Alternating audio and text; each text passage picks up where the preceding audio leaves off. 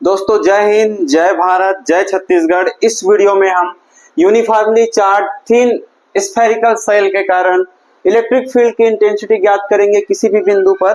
कुल मिलाकर के 3 कंडीशंस पे हम ज्ञात करेंगे। पहला, जब पॉइंट जो है आउटसाइड हो स्फेरिकल सेल के, और जब पॉइंट सरफेस पर हो स्फेरिकल सेल के, और थर्ड, जब पॉइंट जो है स्फेरिकल सेल के इनसाइड हो। तो इस टॉपिक को पढ़ते समय, इलेक्ट्रिक फील्ड के लिए फार्मूला डिराइव करते समय हमें 2 फार्मूले की आवश्यकता होगा। एक है इलेक्ट्रिक फ्लक्स, ये हमें जानना बहुत जरूरी है, इसके बगैर हमें ये टॉपिक और गॉस के जितने भी एप्लीकेशंस है वो समझ में आने वाला नहीं है। और फिर आगे यूज करेंगे गॉस थ्योरम। तो पहले हम इलेक्ट्रिक फ्लक्स ज्ञात करेंगे, गॉसियन सरफेस लेंगे और इलेक्ट्रिक फ्लक्स ज्ञात करेंगे, फिर हम गॉस थ्योरम को यूज करेंगे और फिर हमारा जो फाइनल जो इक्वेशन होगा इलेक्ट्रिक फील्ड की इंटेंसिटी, वो हमें प्राप्त हो जाएगा। ये थर्ड मैंने पॉइंट चार्ज के कारण किसी भी पॉइंट पर इलेक्ट्रिक फील्ड की इंटेंसिटी के लिए फार्मूला लिखा हुआ है। इसे हम कंपेयर करेंगे इस स्फेरिकल सेल के कारण किसी पॉइंट पर इलेक्ट्रिक फील्ड की इंटेंसिटी के जो फार्मूले हैं उससे। चलिए देखते हैं, जिसमें फर्स्ट हम क्या करते हैं, uniformly charge thin spherical shell जो है ड्रॉ कर लेते हैं, जो कि कंडक्टर होगा, हॉलो होगा। मान के चलते हैं कि ये कोई थिन स्फेरिकल सेल है जो कि हॉलो है, जिसकी रेडियस जो है कैपिटल आर है, सेंटर ऑफ पॉइंट जो है ओ है। यदि हम इस स्फेरिकल सेल के सरफेस को, ये एक फुटबॉल की तरह है, फुटबॉल जैसा कि आपने देखा होगा, वो रबर वगैरह का बना हुआ होता है, ये कंडक्टर है। इसे हम अगर plus Q, positive charge Q से चार्ज कर दें तो ये चार्ज पूरे सरफेस पर डिस्ट्रीब्यूट हो जाएगा कुछ इस तरह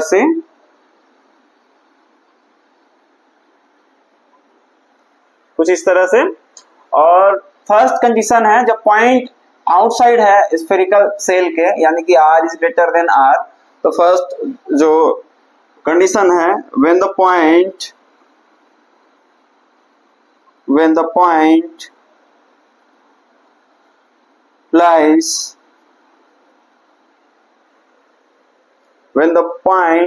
lies outside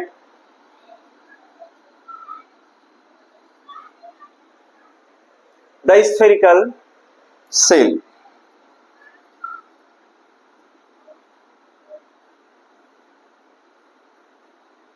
तो फर्स्ट कंडीशन है, जब पॉइंट जो है आउटसाइड में है इस स्फेरिकल सेल के, हम मान के चलते हैं कि पॉइंट जो है यहां कहीं है, जिस पॉइंट पर हमें इलेक्ट्रिक फील्ड की इंटेंसिटी ज्ञात करना है स्मॉल r डिस्टेंस पर। तो हमें करना क्या होगा, सबसे पहले हम गॉसियन सरफेस हमें ड्रा करना होगा।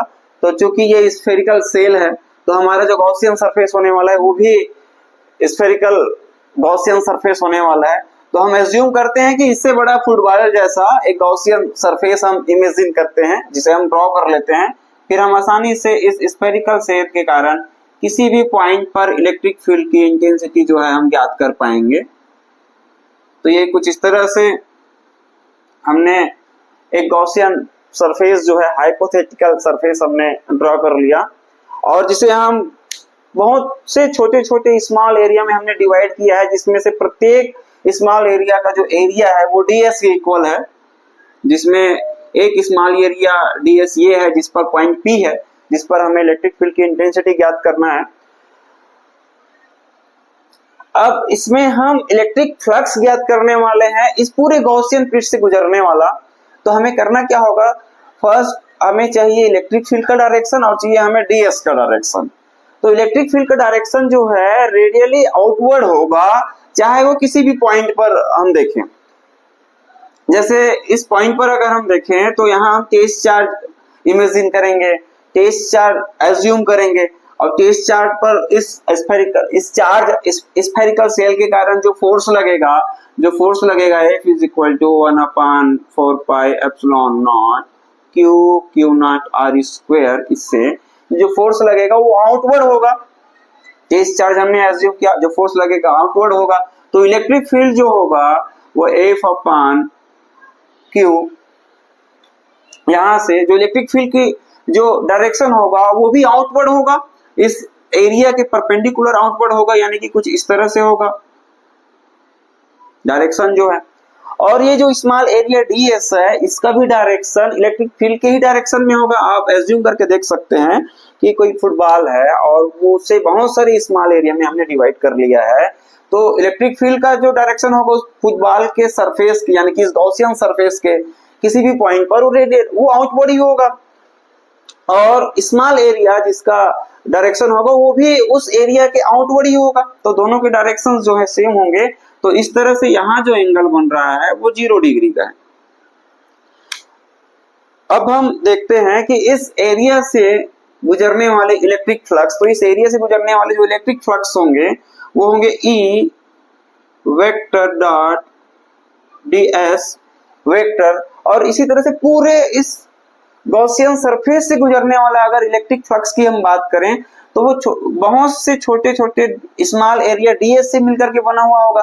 तो सारे ds एरिया से गुजरने वाले इलेक्ट्रिक फ्लक्स का एडिशन है, वो एड है वो। तो हम इसे क्या करेंगे, इसे हम इंटीग्रेट कर देंगे, close surface integration E vector dot ds vector. तो इस पूरे गॉसियन सरफेस से गुजरने वाला इलेक्ट्रिक फ्लक्स हमें मिल जाएगा। तो ये हो जाएगा phi E is equal to close surface integration E vector dot ds vector. और ये चूंकि ये डॉट प्रोडक्ट है तो इसे हम लिख सकते हैं close surface integration E ds cos theta. और theta is equal to 0 degree है, तो हम यहाँ रखते हैं 0 डिग्री। अब चूंकि cos 0 degree is equal to 1 होता है, तो हमें नेक्स्ट जो इक्वेशन मिलेगा वो मिलेगा phi E is equal to, चलिए यहां लिखते हैं phi E is equal to close surface integration E ds। E जो कि इलेक्ट्रिक फील्ड इंटेंसिटी है, इलेक्ट्रिक फील्ड का मैग्नीट्यूड है, और जो कि इस पूरे गॉसियन सरफेस पर जो हमने इमेजिन किया है उसके प्रत्येक बिंदु पर एक समान होगा, यानी कि कांस्टेंट होगा। तो इस इक्वेशन को हम लिख सकते हैं phi E is equal to E surface close surface integration ds। और ये ds जो है बहुत सारे जो स्मॉल एरिया में हमने डिवाइड किया है, जो गॉसियन जो सरफेस है, स्फेरिकल जो सरफेस है, उस सारे स्मॉल एरिया के एरिया का एडिशन है, जो कि इस गॉसियन सरफेस का, इस स्फेरिकल सेल का टोटल सरफेस एरिया होगा। अब चूंकि इस गॉसियन सरफेस स्फेरिकल सेल का जो रेडियस है वो स्मॉल r है, स्मॉल r हमने लिया है, तो जो टोटल सरफेस एरिया होगा वो 4 पाई r स्क्वायर होगा। It means integration of ds is equal to 4 pi r square. तो ये वैल्यू हमें प्राप्त होगा E into 4 pi r square. This is equation number 1। ये हमें मिल गया टोटल इलेक्ट्रिक फ्लक्स जो कि इस गॉसियन सरफेस है जिसे हमने इमेजिन किया है उससे होकर के गुजरती है। अब हम यहाँ अप्लाई करेंगे गॉस थ्योरम, जो कि होता है phi E is equal to charge enclosed in close surface upon epsilon not. Epsilon not यहाँ परमिटिविटी है, तो इस गॉसियन सरफेस से इनक्लोज्ड जो चार्ज है वो Q है। तो गॉस थ्योरम हो जाएगा, गॉस थ्योरम से according to Gauss theorem, according to Gauss theorem phi E is equal to Q upon epsilon naught। This is equation number 2। Equation number 1 और 2 दोनों इलेक्ट्रिक फ्लक्स के इक्वल है, तो from equation number 1 and 2, from equation number 1 and 2 E 4 pi r square is equal to Q upon epsilon not. इसे हम solve कर लेते हैं, अरेंज कर लेते हैं, तो हमें मिलेगा E is equal to 1 upon 4 pi epsilon not Q upon R square. Equation number 3,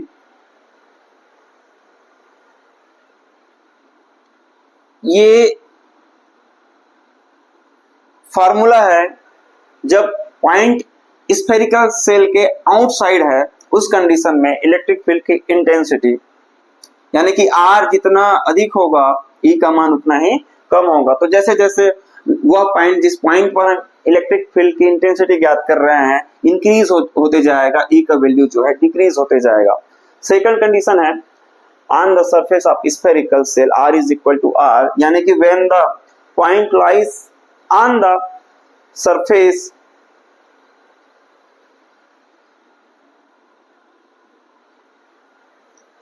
इसका मतलब है कि वह पॉइंट, जिस पॉइंट पर हम इलेक्ट्रिक फील्ड की इंटेंसिटी ज्ञात कर रहे हैं, वो इस स्फेरिकल सेल के सरफेस पर ही है। यानी कि मान के चलते हैं कि इस पॉइंट पर है या किसी भी पॉइंट पर है, तो ये R जो है इक्वल होगा इस स्फेरिकल सेल के रेडियस के बराबर, यानी कि small r is equal to होगा कैपिटल R के। तो इस मान को इस इक्वेशन नंबर 3 पे रखने पर, तो from equation 3 E is equal to हमें मिलेगा 1 upon 4 pi epsilon not Q upon capital R, small r के जगह हम लिखेंगे कैपिटल R स्क्वायर। तो ये फार्मूला है जब वह पॉइंट, जिस पॉइंट पर हम इलेक्ट्रिक फील्ड की इंटेंसिटी ज्ञात कर रहे हैं, वो स्फेरिकल सेल के ही सरफेस पर स्थित हो।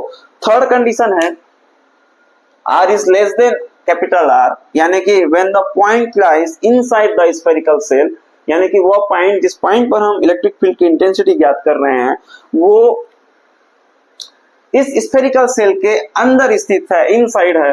मान के चलते हैं कि वो पॉइंट यहाँ कहीं स्थित है, जिस पॉइंट पर हमें इलेक्ट्रिक फील्ड की इंटेंसिटी ज्ञात करना है। थर्ड कंडीशन में, फर्स्ट कंडीशन में यहाँ था, सेकंड कंडीशन में सरफेस में था, और थर्ड कंडीशन में इनसाइड है। तो हमें क्या करना होगा, एक गॉसियन सरफेस, स्फेरिकल सरफेस जो है हम इमेजिन करेंगे, ड्रॉ करेंगे, और फिर देखेंगे कि इलेक्ट्रिक फ्लक्स का मान क्या होगा।